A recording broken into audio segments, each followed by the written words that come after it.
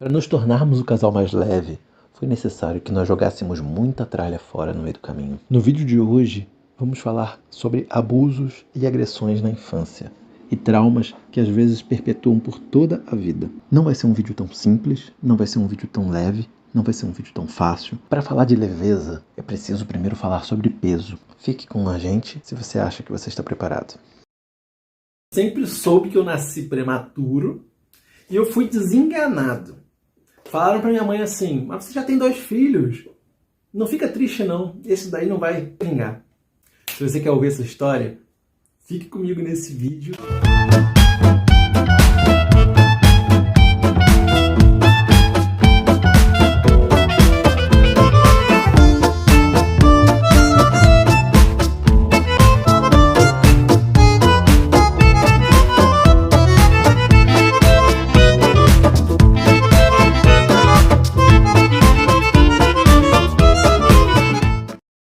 Olá, hoje eu sou só Isaac Câmara, mas esse continua sendo o canal do Casal Mais Leve.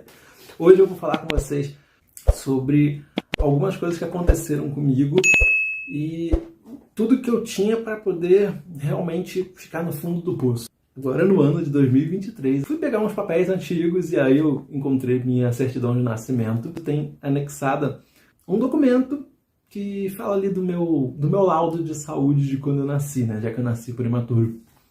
Eu nasci ali com 7 meses e pouquinho. Identificamos, então, por conta de linguagem técnica da Gleice ser da área de enfermagem e entender melhor, né, já lidar com casos, né, que eu tive uma infecção muito séria e fui tratado com penicilina. Ou seja, nós descobrimos ali que eu estava sendo tratado para sífilis, na verdade. E foi uma surpresa muito grande, né? Minha mãe não sabia que isso tinha acontecido. Meu pai provavelmente passou para ela e nós nunca soubemos disso, né? Isso é algumas das muitas coisas que nós não soubemos e de tantas outras que soubemos no decorrer da nossa vida também. Isso fez com que provavelmente eu tivesse nascido prematuro por conta dessa infecção, né? Dessa sífilis, e também fez com que eu nascesse cego de um olho.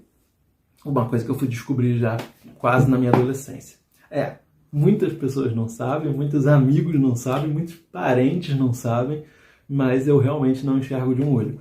Hoje a gente tem um termo para isso que se chama visão monocular. Você pode pensar, nossa, mas isso é muito grave, é muito sério, é muito íntimo, mas eu resolvi compartilhar isso justamente porque eu sei que muitas pessoas passaram por muitos problemas de infância, na adolescência, na juventude, e são pessoas que muitas vezes não conseguem sair do lugar em alguns aspectos e estão muito presas, estão muito sofridas ainda com o que aconteceu com elas e não conseguem avançar, né? Além disso que aconteceu comigo, não era uma gravidez planejada também, né? Muitas coisas aconteceram durante minha infância, minha adolescência, minha juventude, coisas que mexeram muito com a minha mente, que bagunçaram bastante coisa. Nós fomos privados de contato com muitas pessoas, de intimidade com familiares mesmo, principalmente família por parte de mãe. E quando eu digo nós, eu digo eu e meus irmãos, né? Sofremos muita violência verbal, muita agressão física, muita humilhação, muito xingamento. Fomos expostos a coisas de cunho sexual muito cedo e termos de baixo calão que nós sequer entendíamos na época, nossa autoestima destruída, e isso mexeu com a gente de formas diferentes, cada um nos seus processos, nas suas dores, né? Cada um seguiu um caminho em relação a isso, mas todos nós sofremos muito e todos nós tivemos e temos muitas dificuldades ainda decorrentes de um passado extremamente conturbado. Eu ainda tive alguns episódios de coisas meio aleatórias que aconteceram. Por exemplo, caí de um telhado de 6 metros de altura e não aconteceu absolutamente nada. Já operei cálculo renal 5 vezes, não desejo para ninguém. Sou formador de cálculo, apesar de tentar me alimentar da melhor forma possível, apesar de ingerir uma quantidade adequada de líquidos. Ainda passo por isso. Sempre fui muito inseguro, Algumas inseguranças elas perduram até os dias de hoje, outras consegui vencer, principalmente com a ajuda da minha esposa, que é uma pessoa ímpar na minha vida, uma pessoa que fez toda a diferença em todos os setores. A gente precisa de ajuda. Eu sempre fui uma pessoa muito desastrada, uma pessoa que derrubava as coisas, que quebrava as coisas, que caía sobre as coisas, que batia nas coisas, que derrubava as pessoas, que batia nas pessoas sem querer, com o agravante ou o causador, não sei, de eu não enxergar de um olho. Eu ouvi muita coisa de familiares, porque eu derrubava, porque eu quebrava as coisas, mas não me chamavam de desastrado de um jeitinho de incentivar a não ser desastrado ou de entender o que estava acontecendo, mas sim de um jeito de muita crítica, muito duro, e uma coisa que me marcou bastante, que me magoava bastante, tanto que eu nunca esqueci que isso acontecia comigo, né? Então eram coisas pesadas e que me faziam muito mal e que não me ajudavam em nada, muito pelo contrário, só me faziam me sentir cada vez mais inseguro, e essa insegurança me fazia cada vez mais desastrado, um ciclo vicioso bem ruim. E eu tô contando isso tudo pra vocês, porque vocês já devem ter percebido, né, que eu sou uma pessoa bastante alegre, assim, pra cima. Isso sou eu todos os dias, eu não faço um personagem. Inclusive, meu nome tem a ver com o significado, né? Filho da alegria, ou sorriso, ou aquele que ri, né? Isaac. E apesar de eu ter sempre tentado levar as coisas com leveza, com alegria, por trás, ocultamente, o que as pessoas que conviviam comigo, e que muitas que convivem até hoje sequer fazem ideia das coisas que eu passei, passava coisas muito difíceis. Então, quando eu estava com as pessoas, era uma válvula de escape, né? Então, eu meio que fugia de casa para ir para a casa das pessoas, para ir para a igreja, e era bom.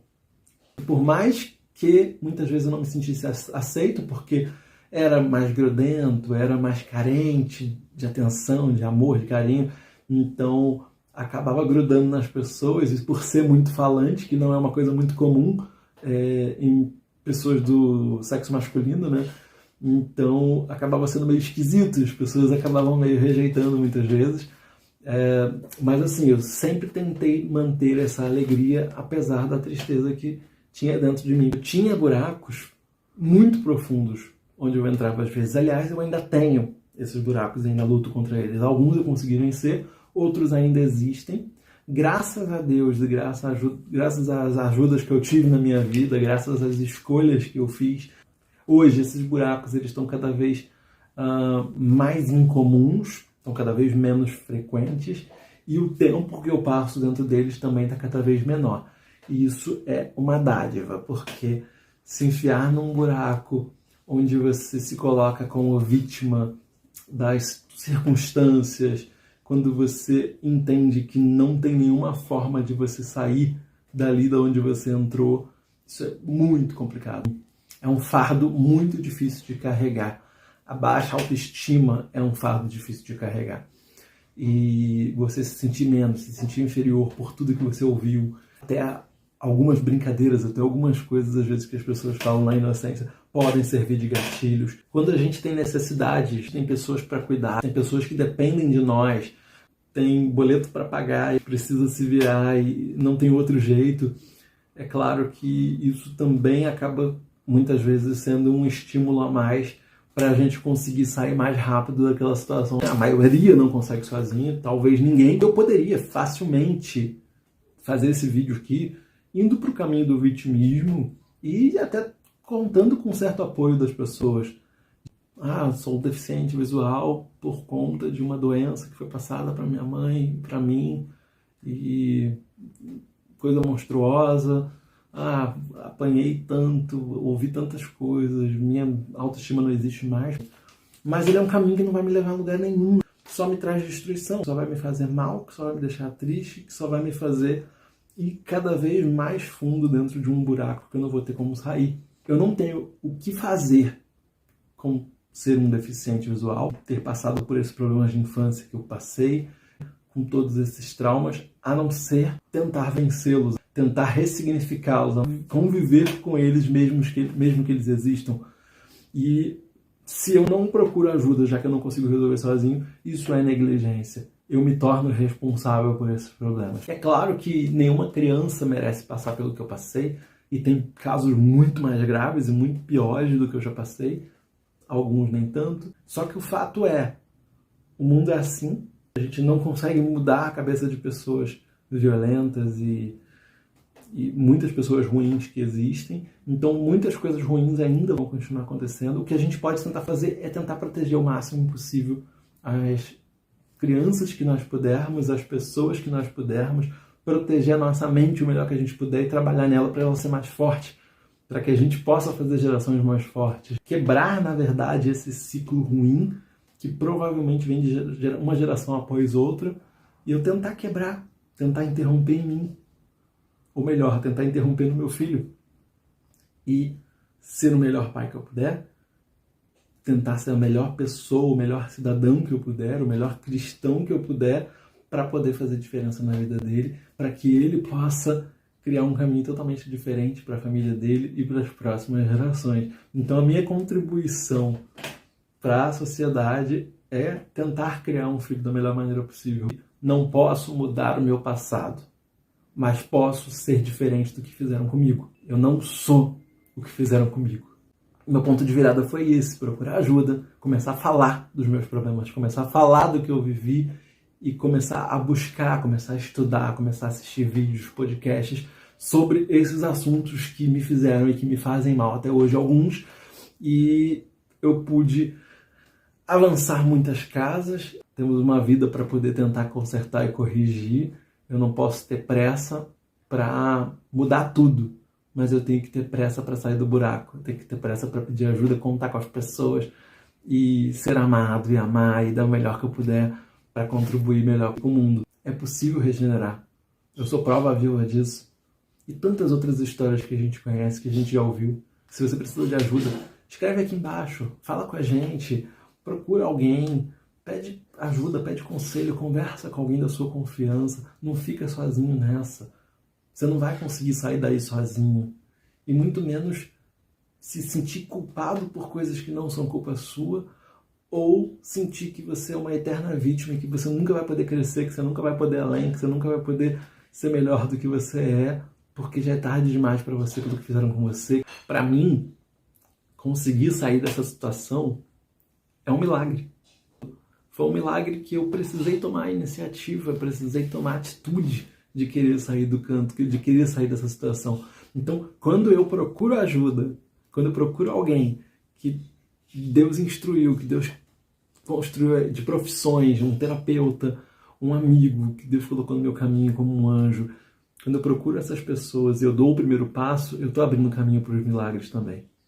Eu desejo para você que passou por alguma situação assim ou que passa, que possa sair dessa. Hoje vai ser um divisor de águas para mim. O antes e o depois das pessoas saberem como foi minha infância. O quanto isso me prejudicou e de certa forma me prejudica até hoje. Não foi confortável fazer o vídeo anterior, apesar de eu não ter me aprofundado. Não é confortável falar desse assunto ainda. É muito recente, na verdade, eu começar a falar um pouquinho sobre isso. Meus amigos mais íntimos sabem muito pouco. Quando existem coisas que elas ainda não estão bem resolvidas, é como se quando eu verbalizasse, falasse sobre isso, eu reabrisse uma ferida que inconscientemente eu lutei a vida toda para esconder, porque eu realmente acreditei que estava tudo bem, que essas coisas elas não me atingiam, não impactavam. Eu estava muito enganado. Eu entendi que ajudar as pessoas a vencer isso é sim o meu propósito de vida, ou pelo menos uma parte dele. Quando a gente fala de todas essas coisas, a gente abre o caminho para o processo de cura. A Gleice, ela me ajudou muito nesse processo. Ela sempre me disse que eu não era bem resolvido com essas coisas, e antes da gente namorar, ela era minha melhor amiga, né? Então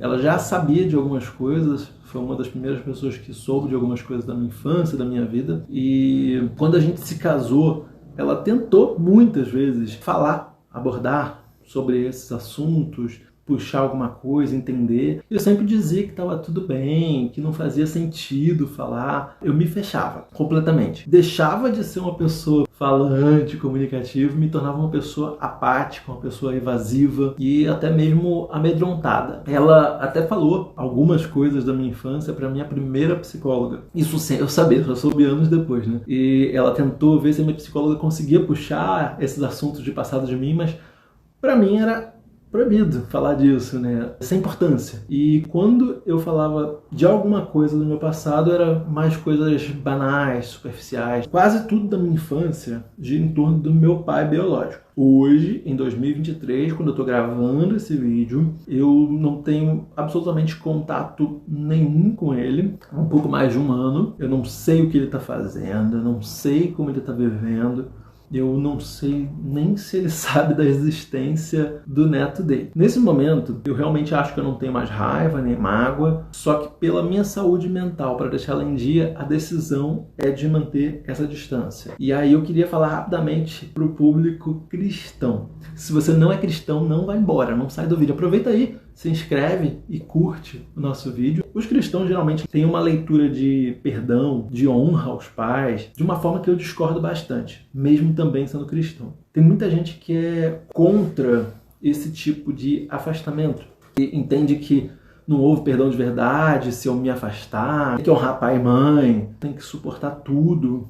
Eu realmente não acho que é bem por aí. Para mim, perdoar e andar junto são duas coisas completamente distintas. Se alguém sempre te faz mal e quando essa pessoa está por perto te faz mais mal ainda, isso não é saudável. Jesus mesmo fez isso. Jesus ele andou com pecadores, você pode dizer isso, né? Publicanos, prostitutas, tudo mais. Só que eu vejo pessoas que Jesus tentava, de alguma forma, alguma coisa, aqueles que ele queria resgatar e aqueles que ele ainda tentava, e aqueles que ele entendia que nem valia a pena. Por exemplo, quando Jesus estava com Pilatos, prestes a ser morto, Pilatos que deu a ordem, e ele conversava com Pilatos. Eu entendo que ele achava que ainda tinha alguma chance ali. Quando ele repreendia de dia e de noite os líderes religiosos, ele sabia que ele podia tocar o coração de alguns, o que de fato aconteceu. José de Arimateia e Nicodemos eram membros ali do Sinédrio, né? Influentes líderes religiosos. Quando Jesus estava diante de Herodes, que era o líder judeu, o que matou João Batista, Jesus não abriu a boca para dizer uma palavra. Eu entendo que Jesus estava completamente desconfortável de estar ali.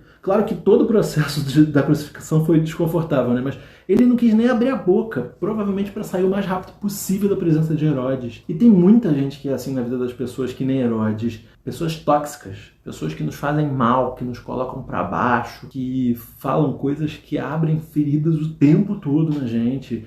E que, pra gente praticar o bom cristianismo, a gente acaba abrindo mão do nosso próprio bem-estar e acaba cometendo um pecado e não praticando o cristianismo. Porque Deus nos diz o seguinte: ama teu próximo como a ti mesmo. Se eu deixo uma pessoa constantemente me fazer mal, me humilhar, me colocar para baixo, eu estou esquecendo a parte de amar a mim mesmo. Fica a dica. Às vezes é melhor a atitude de amar alguém esquecendo esse alguém do que deixando por perto. Antes de chegar na minha infância, eu queria dizer que nós tentamos até demais esquecer o passado. Aliás, para qualquer pessoa que sabe da nossa história, não consegue entender como que nós conseguimos manter esse relacionamento minimamente, se manter por perto por tanto tempo. Quando os meus pais se separaram, foi ali em 2007, se eu não me engano. Eu ainda comecei a conviver um pouco com meu pai, a gente convivia, era até melhor do que quando a gente morava junto. Foi um alívio. O divórcio pra gente foi um alívio. Depois de alguns anos ele foi embora para Santa Catarina, e aí era muito raro eu falar com ele. A minha impressão é de como se eu nem existisse para ele. Não tinha muito contato, um pouco mais com os meus irmãos. Só que por ironia do destino, em 2021 eu me mudei justamente para Santa Catarina e para o bairro vizinho dele. A gente começou a ter muito contato, muito mais do que eu queria. E com isso também voltaram muitos gatilhos, coisas que eu achava que nem existiam. A primeira coisa era ele fazer de conta que ele se importava, que ele sempre esteve ali, quando na verdade o tempo todo ele só estava tentando dar um jeito de me controlar. Na verdade ele fazia isso com todo mundo, tentava controlar as pessoas que estavam ao redor dele de formas diferentes. Antes era na força do ódio, espancando, e não estou exagerando. Agora era de outra forma a tentativa dele, inclusive achando que podia me comprar, tentando dar presente, tentando dar dinheiro. Só que isso sempre via seguido de palavras tóxicas, palavras destrutivas, palavras que colocavam para baixo, como se eu tivesse lascado, como se eu estivesse super precisando e ele estava vindo para salvar a pátria. Ele sequer sabia no que eu trabalhava, o que eu fazia, quanto que eu ganhava, o que eu tinha na minha casa, o que minha esposa fazia, o que ganhava, sabia muito superficialmente. Então não se tratava de tentar agradar ou presentear, e sim de supor de alguma forma que eu dependia dele para alguma coisa. O que, graças a Deus, não acontecia desde a minha infância. Uma vez, nós chegamos até a brincar com ele, Gleice e eu. Dissemos que íamos embora para outro estado. Vamos embora para o Espírito Santo. E aí, surpreendentemente, não sei como ainda para mim, ele falou assim, e como que você vai sobreviver lá? Vai vender bala na rua? Como se ele me sustentasse. Como se ele pagasse alguma coisa. Ou como se ele soubesse alguma coisa sobre a minha vida. Porque não sabia. Não que haja nenhum demérito em vender bala. Mas graças a Deus, eu e a Gleice temos nossas formações, temos nossas profissões, nunca nos faltou nada, sempre trabalhamos bem, sempre conseguimos estar aí na nossa luta. Na verdade, eu tentei engolir a vida toda e fingir que não existiam todos esses traumas da vida.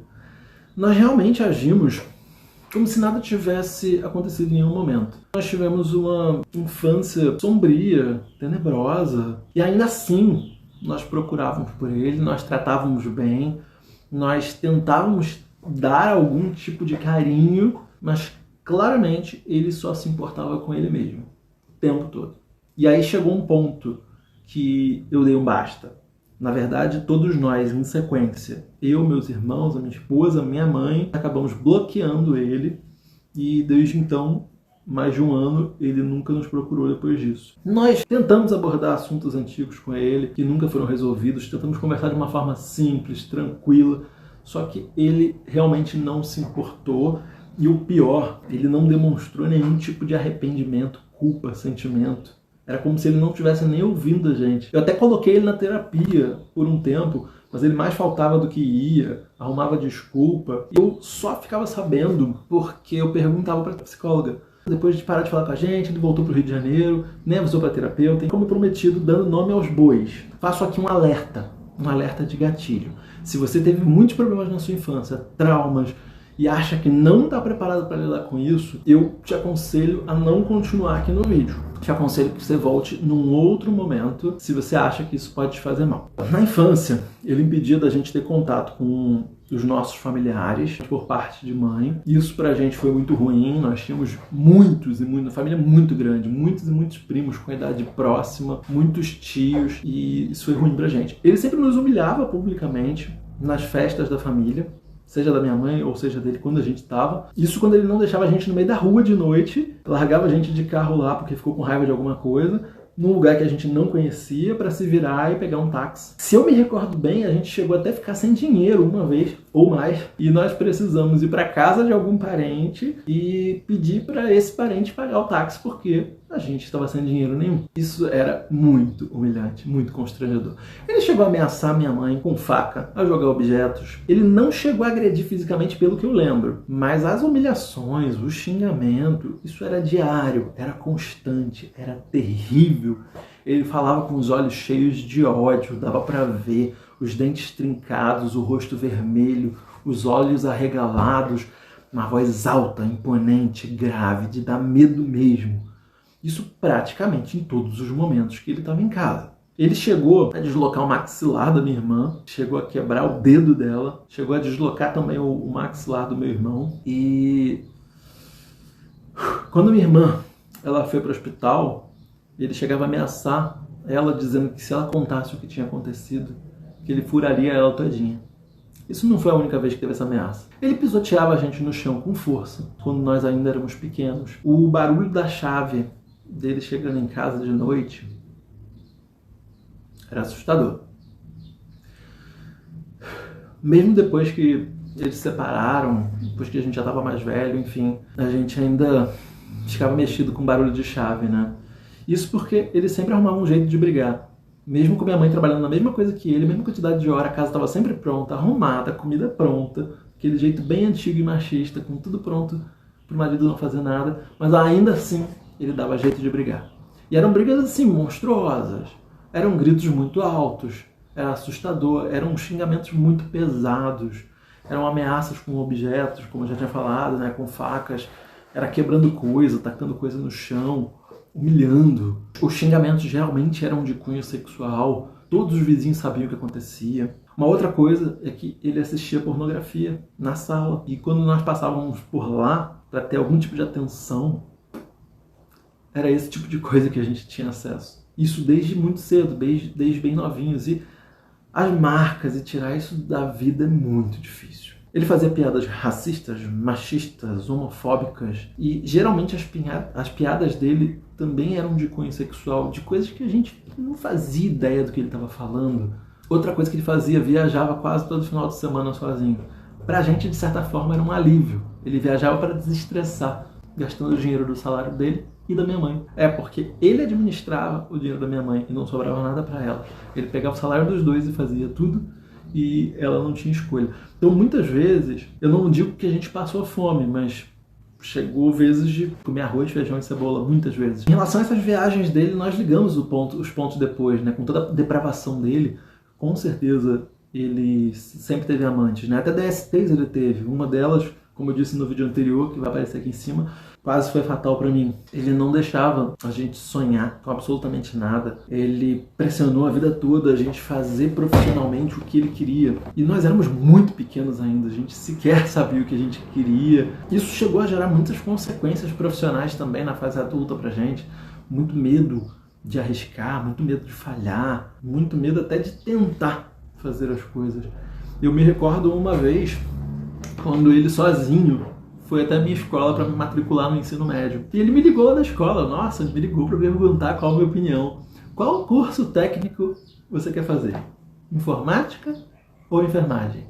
E eu, né, sempre tive desejo pela área da saúde, né? E prontamente eu respondi, técnico de enfermagem. E eu ouvi nesse dia todos os xingamentos imagináveis. E ele desligou na minha cara e me matriculou em informática. No fim, no último trimestre daquele ano, eu desisti do técnico de informática, porque eu estava prestes a reprovar a estatística. Eu era péssimo em estatística, eu não escolhi fazer aquele curso e acabei ficando sem curso técnico nenhum. Isso também me custou muito na minha vida profissional adulta. Ele sempre desvalorizou a gente, nunca deu nenhum tipo de elogio, nunca foi grato por nós não termos denunciado ele quando criamos consciência, ou por devolver a mesma moeda, ou por abandonar ele completamente. E isso ele merecia que nós fizéssemos. Ele sempre achou a gente incapaz, insuficiente, incompetente, e sempre deixou isso muito claro pra gente. E isso gera um transtorno, gera uma baixa autoestima muito grande até os dias de hoje. E sempre que essa baixa autoestima aparece, é muito difícil de sair desse buraco. Meu pai também era totalmente contra a gente fazer faculdade, apesar dele ter uma. Então, assim, eu nunca tive o estímulo de ser disciplinado, nunca tive orientação, eu não me considerava inteligente. Nada ao meu redor me cercou de tentar uma universidade pública, por exemplo. Nem passou pela minha cabeça tentar, porque eu me achava completamente incapaz. E isso também me fez ter dificuldade de arrumar emprego, porque todos os lugares que eu tentava só queria com experiência.